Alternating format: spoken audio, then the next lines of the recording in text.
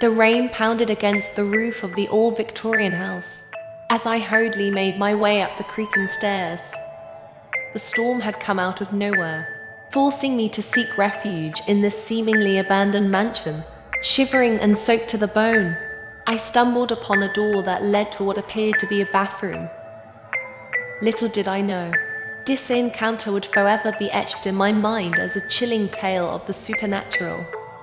As I stepped inside, the temperature dropped dramatically, causing goosebumps to rise on my skin. The flickering candle on the sink provided minimal light, casting eerie shadows across the faded wallpaper.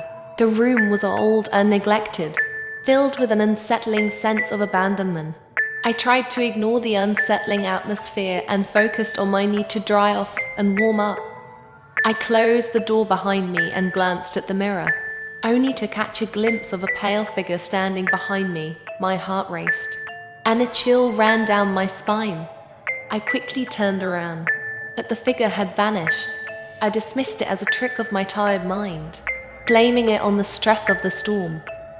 I approached the sink to wash my hands, but the water came out in a gush, flooding the basin. The faucet seemed to have a mind of its own, twisting and turning without any control. I took a step back. Unnerved by the unnatural occurrence, the temperature in the room dropped further, my breath visible in the cold air. A haunting melody filled the room, coming from an old phonograph in the corner. The music was melancholic and haunting, its notes echoing through the tiled walls. My heart pounded as I tried to locate the source, but the sound seemed to be coming from every direction. Fear clutched at my throat, making it hard to breathe. The room transformed before my eyes. The wallpaper peeled away, revealing dark stains and decayed wood underneath. The mirror cracked, reflecting a distorted image of my terrified face. Shadows danced across the walls, taking on twisted shapes and forms. I was trapped in a nightmare. A sudden gust of wind blew out the candle, plunging the room into darkness.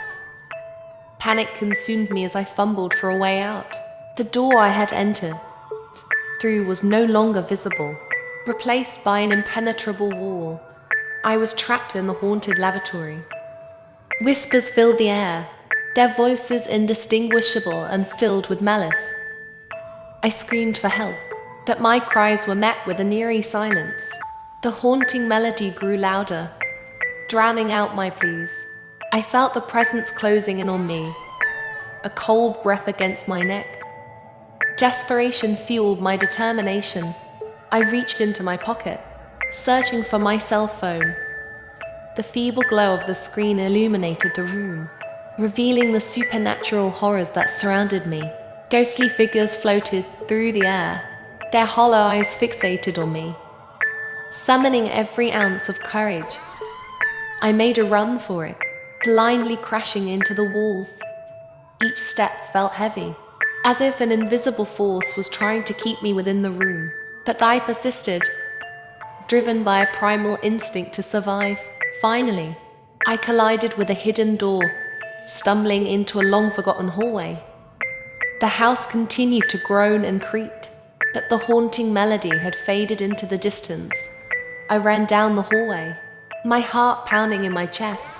The air grew warmer, and the sound of rain against the windows slowly replaced the whispers that had haunted me. As I burst through the front door, the storm had subsided, leaving behind a calm night. I collapsed onto the wet grass, gasping for air, relieved to have escaped the clutches of the haunted lavatory. To this day, I am haunted by the memory of that terrifying encounter. The mere mention of that old Victorian house sends shivers down my spine. And whenever I step into a bathroom, I can't help but wonder if the spirits that lurked in that haunted lavatory are still searching for their next victim.